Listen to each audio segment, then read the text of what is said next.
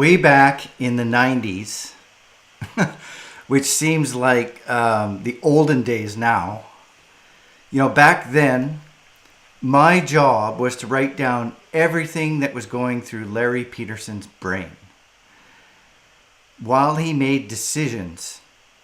And you see, Larry was the chief forester of British Columbia, and his job was to decide how much timber could be harvested every year in the province.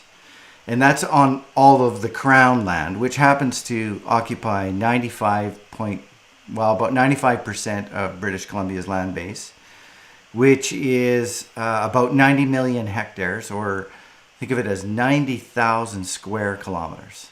Okay, so for all of that area, he was the guy that had to decide how much timber could be harvested. He's a statutory decision maker. That's actually a requirement under the Forest Act. And I was one of the rationale writers. We are called AAC rationale writers, allowable annual cut rationale, the decision.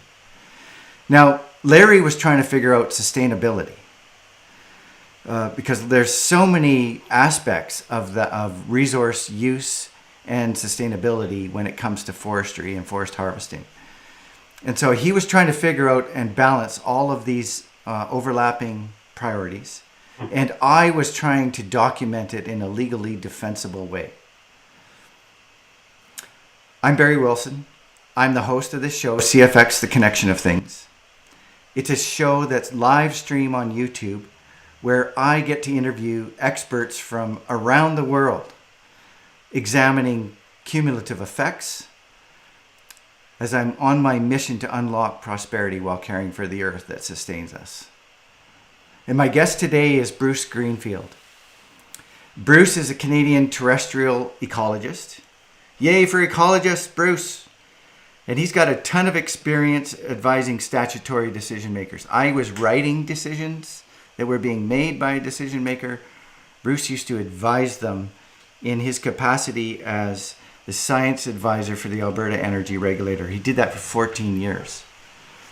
And Bruce is self-employed now, but his job continues to be helping people understand how we can ensure the safe, efficient, orderly, and environmentally responsible extraction of natural resources like hydrocarbons from our landscape in a sustainable way. And so it's really a pleasure to have Bruce here today joining us. Thanks, Bruce, for coming by today.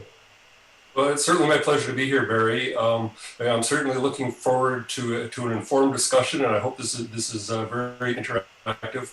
I do have to say, a good mentor of mine once told me, never describe myself as an expert. So with that in mind, I think of myself as a systems thinker, as a critical thinker, and I hope we can have a conversation in that vein. So. Fair enough. I think you're an expert, but Thank you. I understand. So we've got a lot to talk about. So let's get going. I'm just going to hit the intro music.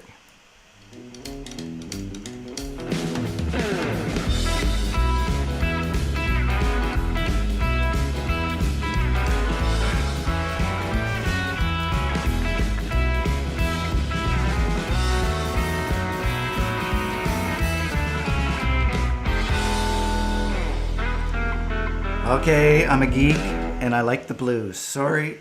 I live in Salmon Arm, where we have the Salmon Arm Roots and Blues Festival, one of the biggest blues festivals in the world. And I'm just carrying that on. So CFX, what the heck is CFX? Well, it's an acronym for cumulative effects. And, for me, I've been specializing in this area, Bruce, for a long time. Cumulative effects is a mouthful. I often feel like I'm talking with a mouthful of marbles, so I just sort of came up with this acronym of CFX, which was a lot easier to say. And if you're at one of those kitchen parties, Bruce, and you end up you're having a couple of Bruce's great beers, it's a lot easier to say CFX than 5 syllables crammed into cumulative effects. Would you agree? I agree, and I hope I get a chance to visit you at the Blues Festival, and we can sample some of those great beers in the process. Yes, and I assure you, we're coming back to the topic of beer in this Yes, show. okay. Yeah, and of course, one of my interests has been in the field of sustainability. So, I hope we can make those further linkages today between cumulative effects and sustainability, right? And beer. And beer. Yeah, So, it's just that's a fundamental part of being a Canadian, I think. well, So, yeah. so Bruce, we're both ecologists, and yet we find ourselves continuously standing at the intersection of three big systems: the environment, people, and economies. Right? I think we've also learned.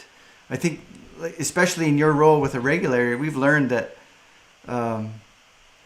these three systems have the ability to produce the things that we need for happiness, for a high quality of life, for prosperity. But at the same time, if we don't get it right, the outcomes could be less than favorable or even bad. So it's really important to sort of understand not only the aspects of those individual systems, but how they're connected and how they influence each other. What it all boils down to is connection. And in my opinion, understanding connection is the secret ingredient to all success. And so that's actually why I created the show, CFX, the connection of things, because we wanted to explore all of these avenues and share with a lot of people around the world who are interested in finding the magic mix. So the other thing about this show is that it's live streaming on YouTube. And the reason we decided to do that rather than pre-record is so that it could be live and engaging. So if you're watching us live today, add in any comments or questions using the chat. I'll get those here and I can bring them up on the screen, and Bruce and I can do our best to talk about those, answer questions, what have you. So, Bruce, I've been doing a lot of talking. I'm going to do just a little bit more. But did I ever tell you about TSA 24, my TSA 24 experience? TSA 24, I have not heard that experience yet from you, Barry, so I'm looking forward to it. Well, you're in luck because you're going to hear it now. So I started out talking about how I was working with Larry Peterson, the chief forester. And, his job was to decide on each of the tenures in the province. There's tree farm licenses and TSAs, which are timber supply areas. And they blanket most of the province. The first one that I got to work on was TSA 24, which is the Prince George TSA, which is sort of right in the center of the province of British Columbia, if you're not too familiar with where that is. And here's how the process goes. Larry and I were working in Victoria. We'd hop on a plane, fly up to Prince George, and meet with the regional and district staff up there who had been working for months, literally months, to assemble all of the information that Larry was going to need to think about while he was making his determination on how much timber could be harvested. And I remember walking into the regional office, and John Poussette was the regional timber supply analyst.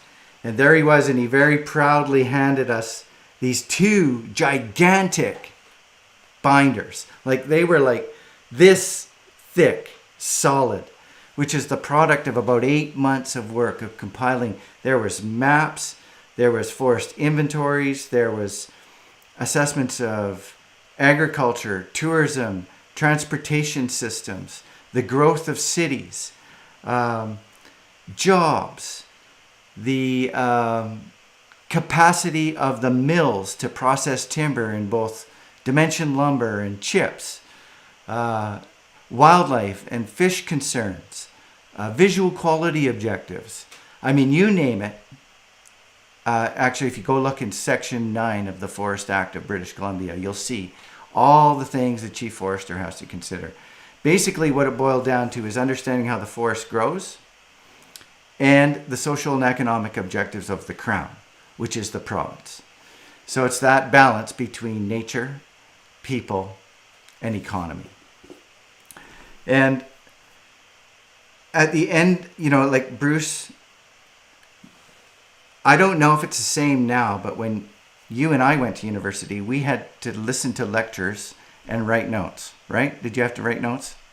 Well, copious notes that were, again, transcribed from the blackboard. Yeah, right. So you're sitting there furiously writing all these notes down, which later on you'll use to study and try to remember what went through. Well, I think I wrote an entire semester of notes in 2 days. Like, it was just from 8 in the morning until 5 o'clock, 2 days in a row, expert after expert and scientists and information holders standing in front of the chief forester presenting information, and I had to write it all down. And the whole upshot of my story there is to say that it's incredibly complex and difficult to work through these aspects of finding sustainable levels of development, which leads me to a question that you have had to encounter many times in your career and still pursue, Bruce, and that is, what is sustainability? Well, and it's interesting, when you talk about TSA 24 and your thick binders, Yeah. it strikes me that, had those binders been put together through another cultural lens, such as an indigenous lens, they may look totally different. There might not even be any binders at all. That's right? true. And certainly the information in them would be totally different. And, Yes. so I think, sustainability has to consider these cultural lenses that we're looking at things through. But what is sustainability?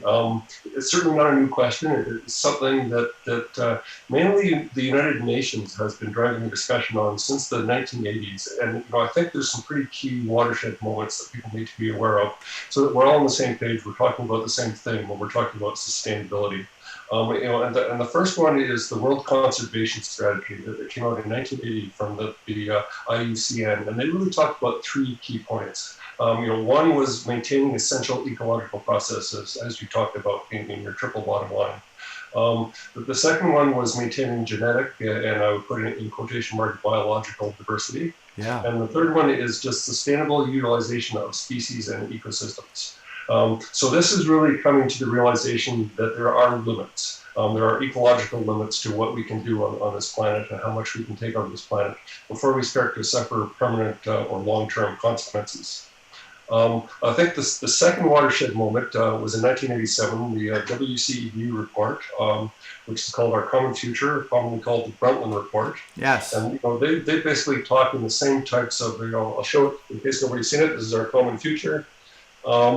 They talk about it in very similar terms about harvesting or utilizing resources in ways that don't preclude future generations from being able to do the same things or sort of limiting the options they may have. And meeting the needs of today, but still leaving enough for the future, right? That's right. Essentially, I think of it as a bank account where we're living off the principal, or we're living off the interest, not the principal. Right. Essentially.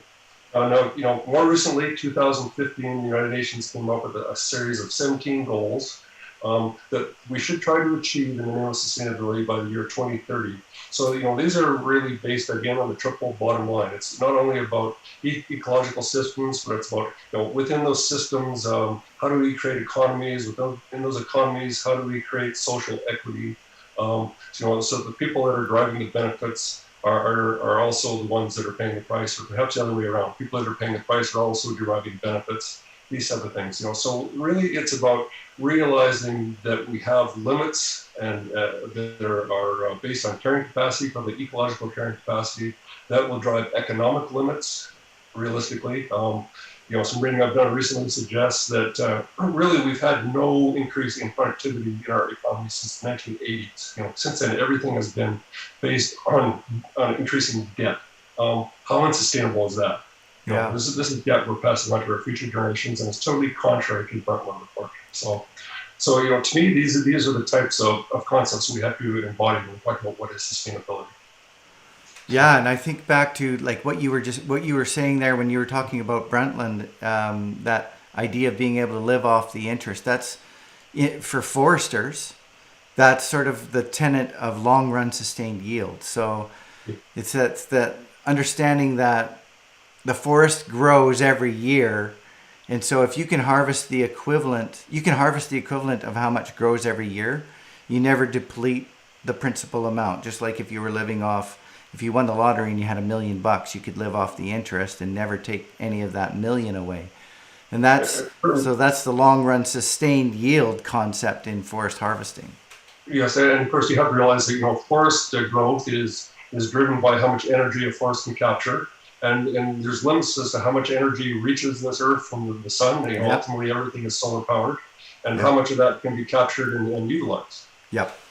Yep. And there's a lot of factors that influence it, but yeah, absolutely. So that's another important part is being able to measure it for sure. I think another thing that you and I have talked about in the past is it possible to maintain constant economic growth and be sustainable? Is that possible? Well, these days economic growth seems to be based on increasing population and increasing consumption based either on that increasing population or on, excuse me, I'm losing my voice a little bit here, Barry.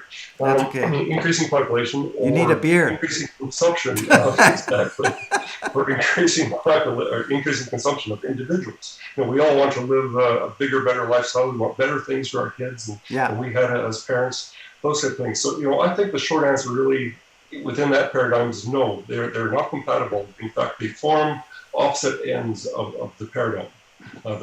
These are the bookends, growth versus sustainability. Now, I think that, growth got embedded into our culture, partly because of World War II. You recall before World War II, we had a lot of, we had a depression, a big depression. That ended as we went into the Second World War. That war came to an end, and we had a lot of soldiers coming back that we had to provide jobs for. These jobs were not there before the war started. And so we needed economic growth as a central tenet of our society to provide these jobs. So in history, it certainly had its place. But as we continued the Industrial Revolution, we had a lot of cheap and readily available energy through hydrocarbons. Growth seems to be something that has driven us really to the brink, where we have to think about how do we move from a growing economy to a sustainable economy. Yeah. Well, and then there's the consumption factor, I guess, too, because if we accept that global populations are going to increase and there's going to be more of us, we're going to have to bend the curve, if you will, on consumption so that our individual amount of stuff that we need is dropping, or else, because we know we have a finite set of natural capital. There are opportunities in highly evolved economies to regenerate the natural capital, but there's certainly going to be depletion. So our rate of consumption probably has to decline. Well, that's certainly true, but at the same time, if we manage to decrease our consumption on a per capita basis, but the amount of people is increasing, we start to chase our own tails to some extent. So I think we need to stop thinking about growth based on more and more people in the world. Otherwise, if we all consume less, that's great. It gives us time to work with things, to come up with alternative solutions. But at the end of the day, we can only cut our consumption so much from when we start to do that. Right? So as long as we have increasing populations, we're never going to get to the end point. Right. Well, that leads me into our next segment beautifully, which is the Forest of Whispering Speakers. And I have a new jingle to go with this one today.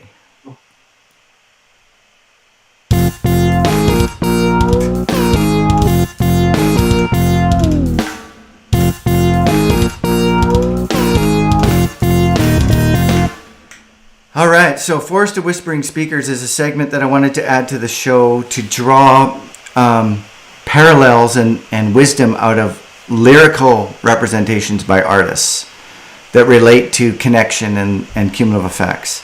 And it's inspired by my favorite band and lead man, Gord Downey from the Tragically Hip.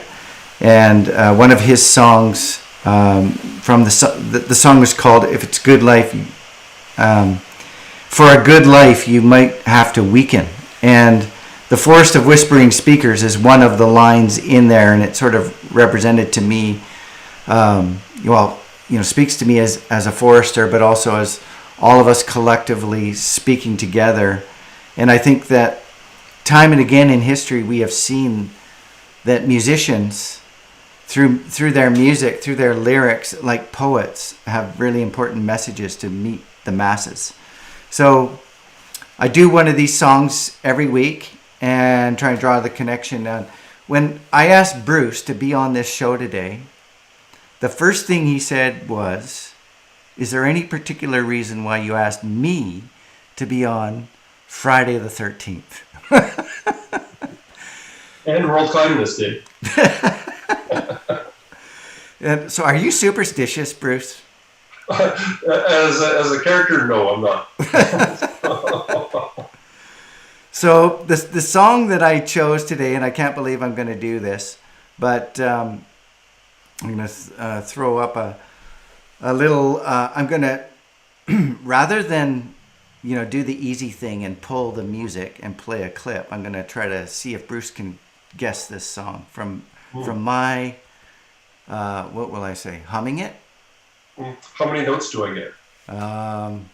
I don't know. As far as I can manage to go before I get too embarrassed. Okay. So I'll pull my Skype out or my Shazam out. So here we go.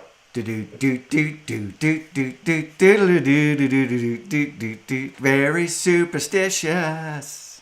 I know that song, but I can't. Writings on the wall.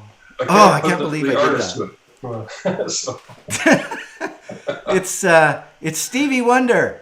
Oh, okay, yeah. Who's a way better singer than me.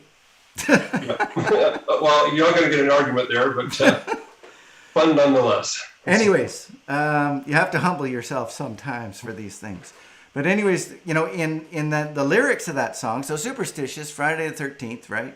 We have all these superstitions. So, he writes about very superstitious, writings on the wall, like ladders about to fall, and he sort of pokes fun at it, and he says, a 13-month-old baby broke the looking glass. So he's starting to combine all of these superstitions of bad luck that we have, and so the idea is that he's basically saying, if you believe in this stuff, what it means is you don't really understand what's going on.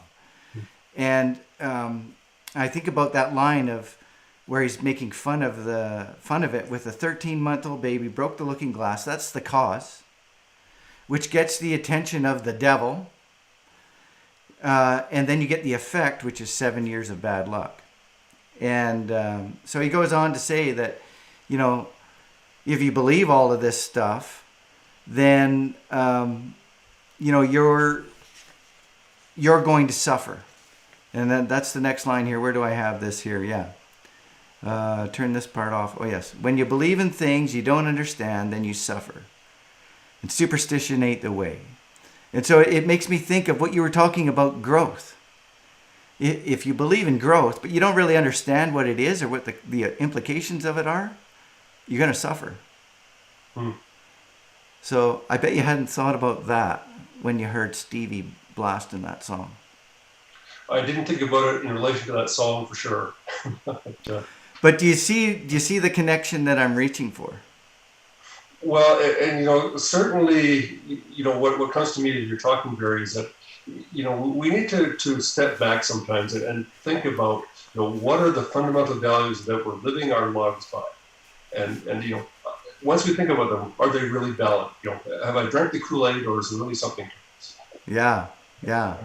So for me, I think it's worth digging in on the CFX, understanding connections, understanding it better. Then we're not going to get sucked in by fallacies or superstitions, which is another incredible segue to my next question. Bruce, is green energy a fallacy?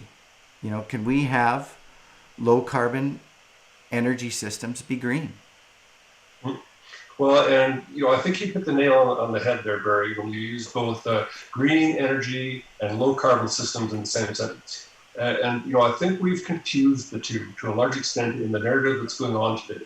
We've talked about low carbon systems as being green. Right. What we have to realize is that we can achieve low or no carbon energy system, but I'm sure of that. But are they going to be without environmental consequence? And the answer, of course, is no. Right? And so, I think we need to look at our total energy systems in that light. What is the effect and what is the price or the cost as well as the benefits of each type of system that we might incorporate into our bigger picture here. For example, when we talk about solar power or wind power, those things take up vast amounts of land. Are we competing with agriculture and our food supply? Those rely on a lot of mining and manufacturing. I've heard analysis tell us that in fact we use more carbon in producing the infrastructure than we would have produced had we just burned the oil or coal in the first place. So that's a kind of a scary scenario for me. That's where life cycle analysis helps you compare those. Exactly. And it's interesting, there's an organization, I won't name them right here, that I've been talking to recently, and I won't name them because we're in very early days, but we're talking about exactly doing this whole life cycle analysis on all of these energy systems, not so that we can pass judgment on any of them, but so that we can have a formed and objective discussion around this topic. Yeah. I worked on a project about 7 or 8 years ago, working with the Pembina Institute. And it was for Environment Canada, and we were comparing the life cycle costs and benefits, comparing biomass electricity generation in boreal forests in Ontario. So gathering wood from the forest, and instead of turning it into lumber or something like that, burning it and making electricity, comparing that with digging up in Saskatchewan and combusting that. And because the footprint of the coal mining was incredibly small and transporting it on train was very, very efficient compared to all of the resources it takes to harvest a forest and then burn it. It took, I think, don't quote me exactly, but it was something like 94 years before the biomass, renewable energy became a better net benefit. Yes. Long time. And I don't know if there's a new movie out. It's not that new. I guess about a year and a half old now. It's called Planet of the Humans. Michael Moore production, and they look at these biofuels with a very critical eye. Yeah. And essentially they say, to produce the energy that the planet needs now using biofuels, that we could harvest the entire planet within a year. Right. Wow, that's incredible. Yeah, I've heard about that Michael Moore. I haven't seen it yet, but I would definitely want to take a look at that. So there's a lot of talk out there too. We have a couple of minutes to talk about this question. There's been a lot of talk about should we be how do we transition from a fossil fuel kind of driven energy economy to one that's I guess looking at a lower carbon or lower energy budget, lower consumption budget. How do we do that? Well, I think the first thing is to realize what we just talked about. We shouldn't be talking necessarily about a no fossil fuel economy. We should be talking about a no carbon economy. And again, those are different things. Okay. So I think we need to admit that fossil fuels can be and probably will be a big part of our energy mix for a long time to come. The question is, how can we do that while reducing carbon emissions? And there's lots of ideas out there. But one that certainly has caught my eye is this idea that rather than treating carbon dioxide as a waste product, we should be treating it as an input to other industries. We should be treating it as a value product, something that has commercial value. So CASIA recently sponsored a competition called the X Prize Carbon Competition. And they had 10 winning teams from around the globe. I think 3 from Canada, 4 from the United States, 3 from the UK, and 1 from India, as I recall. And they found uses for carbon dioxide, everything from improving the manufacture of concrete to ethanol production. And I would encourage anybody to go look at the carbon, the X Prize carbon competition. There's some amazing ideas in there, but the idea is rather than emitting carbon to the atmosphere, capture it. And there's certainly companies like Shell, the Scotford refinery that have been capturing it and storing it and sequestering it underground. Yeah. But again, use it as a raw product for manufacturing. Yeah. And, so you need to think things that way. I also think that carbon can be used as an input for petrochemicals for things like maybe making carbon fiber wind generators or turbine blades for wind generators. So rather than burning it, we're using it again for petrochemicals to develop these other renewable energy sources. Right? So there's probably a million ideas out there, and we need to encourage that type of thinking. So yeah, agree. Oil, as an example, we can do a lot more with it than just burn it. So, but you've been trying to keep me going here so that I wouldn't ask you this most dreaded of all parts of CFX, the connection of things, which every guest stays up late at night worrying about. So it's finally arrived, Bruce. It's the rapid fire questions. I heard the ding, ding, ding. Is that the red-green connection? I guess so. I don't know. It is.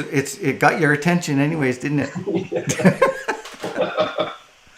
Okay, so the idea here is, I'm just going to go through the questions fast, and you're going to give me a fast answer, not thinking about it. Some of our other guests got stuck on thinking about what they thought the right answer is, but the idea is just to get your immediate impact. Okay? Okay. You're ready? No, I haven't seen these yet. You haven't seen these? No. That's part of the fun. Then you don't get to prep. All right. What's your favorite color? I'm going to say yellow. Favorite type of food? Oh, tacos. Oh. IMAX or 3D? I'm going to say IMAX only because 3D glasses are such a pain. Yeah. Yeah. A job that you wanted but didn't get? Well, you mentioned that I like making beer, so if I had to do it again, I might think about being a brewmaster. Although at one time I thought if I didn't succeed in science, I would be a carpenter. Oh, wow. Brewmaster or carpenter? Well, I could build my own brewery that way. Yeah, you could be both, actually.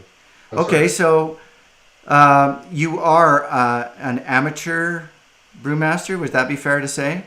Well, I'm certainly I would call it an advanced hobby brewmaker. Okay. And your beverage of choice is beer? It usually is, yes. So ale, lager, or pilsner? Well, pilsner is actually a lager. Oh. so they both have their benefits. Ales are easier to make, so I make lots of them. But I find lagers are very challenging, and you can get some wonderful flavors out of them. I think lagers are much more than we think of as Canadians. With the standard Canadian. All right, Bruce is bucking the trend because all the craft beers seem to be going to these funky citrus ales. Because they can produce them very quickly. All right, what's your favorite movie? Oh, I'm going to have to say, that's a hard one. How about Forrest Gump? Oh, So that's a good one. Tom Hanks is pretty awesome. You're a golfer, Callaway or Titleist? I don't own either. So to me, it's 6 of one, half a dozen of another. All right, there you go. What do you play? What do I play? You mean instrument-wise or game-wise? No. Like what's your club brand? Oh, well, my club brand is mostly Ping right now. Ping. Okay. Yeah. There you go. Ping. We got some advertising out there for you.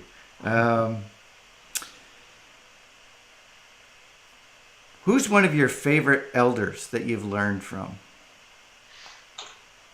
Well, probably the one that's been the most influential is my father.